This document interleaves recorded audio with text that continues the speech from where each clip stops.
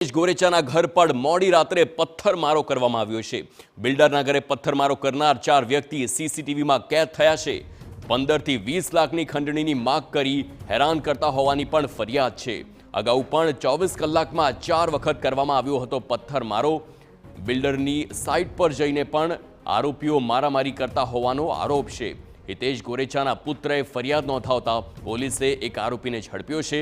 માત્ર દેખાડાની કાર્યવાહી કરી બાદમાં આરોપીને જામીન પર છોડી દીધો હોવાનો પણ આક્ષેપ છે।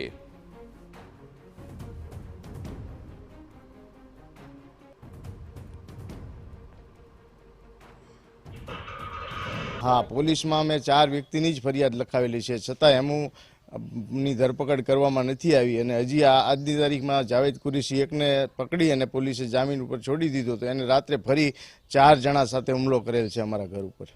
कामगीरी कोई करती नहीं।